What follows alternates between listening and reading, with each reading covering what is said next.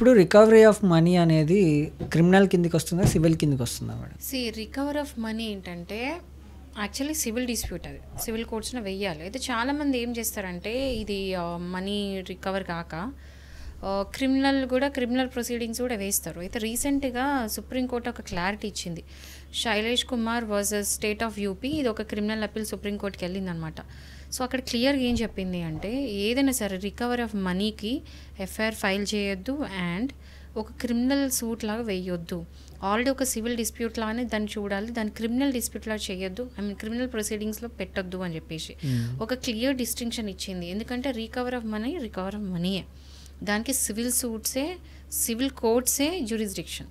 So ఎవరైనా సరే money కనుక అంటే ఎవరైనా డబ్బులు రికవరీ ఆఫ్ మనీ అంటే ఏంటో చెప్తా. First recovery of money suits ఎప్పుడు వేస్తారు అంటే, సపోజ్ నేను మీకు డబ్బులు ఇచ్చానండి, 1,00,000 రూపాయలు ఇచ్చిన, ఒక ప్రామిసరీ నోట్ రాపించుకున్నా ఆర్ ఎనీథింగ్ ఏదైనా పెట్టి నేను ఇచ్చా మీకు, మీరు సంవత్సరమైనా 2 సంవత్సరాలు మీరు తిరిగి ఇవ్వట్లేదు నాకు, నేనేం చేస్తా, వెళ్ళి నేను సివిల్ కోర్టులో రికవర్ ఆఫ్ మనీ అంటే మీకు ఏదైతే అప్పులాగా ఇచ్చినో నేను మనీ రికవరీ చేసుకోవడానికి నేను వెళ్ళి సివిల్ కోర్టులో రికవర్ ఆఫ్ మనీ వేస్తా.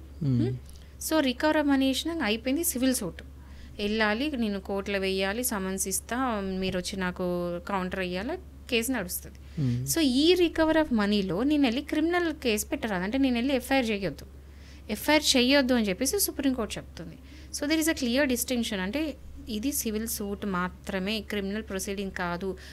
అంటే పర్సన్ని సివిల్లోనే దించండి, క్రిమినల్ ప్రొసీడింగ్లో దించకండి, డబుల్ హరాస్మెంట్ చేయకండి. హరాస్మెంట్ అంటే హరాస్మెంట్ లా కాదు, బట్ ఆల్రెడీ సివిల్లో వేసినప్పుడు మళ్ళీ కోర్ట్ టైం వేసి మళ్ళీ క్రిమినల్ చేయొద్దు, ఎందుకంటే ఇది కంప్లీట్లీ సివిల్ నేచర్ కాబట్టి అని క్లారిటీ ఇచ్చింది ఈ కేసులో, Shailesh Kumar versus state of యూపీలో రీసెంట్గా. బట్ ఒక్కటి ఏంటంటే ఈ క్రిమినల్ మరి సరే ఈ రికవర్ ఆఫ్ మనీలో మరి క్రిమినల్ టచ్ ఉంటే ఎట్లా, అంటే క్రిమినల్ అంత నేచర్ ఉంటే ఎట్లా అనే ఒక క్వశ్చన్ వస్తుంది.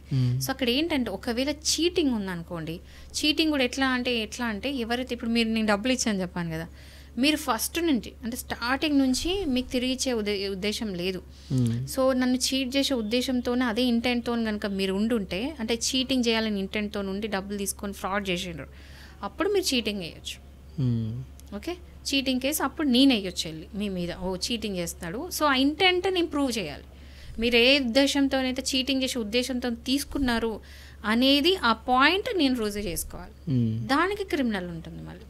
ఓకే, సో ఈ సుప్రీంకోర్టు ఏం క్లియర్గా చేసిందంటే ఏదైనా సరే ఇప్పుడు ఇట్లాంటి నేచర్ ఉన్న ఏవైనా కేసెస్ ఉంటే హైకోర్టులో కూడా క్వాషెస్ అనేది ఎట్లా చేయాలి, అంటే ఇట్లాంటి కేసెస్ ఏమైనా ఉంటే క్వాష్ ఏ సందర్భంలో చేయాలని ఒక గైడ్ లైన్స్ ఇచ్చింది. ఈవెన్ లోవర్ కోర్ట్స్లో కూడా క్రిమినల్ కేసెస్కి సివిల్ నేచర్ ఉన్నవి మాత్రం క్రిమినల్ తీసుకోకండి అని కూడా చెప్పింది. సో ఇదంతా కూడా క్లియర్గా డిస్టింక్షన్ ఇచ్చింది, సివిల్కున్న క్రిమినల్ మధ్య క్లియర్ డిస్టింక్షన్ చెప్పింది.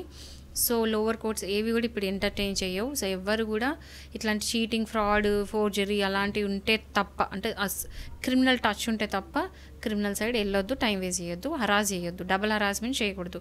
సో ఓన్లీ సివిల్కే వెళ్ళండి, నో క్రిమినల్ కోర్ట్స్ వెళ్ళొద్దు. సో ఈ క్లారిటీ అనేది తెచ్చుకోండి.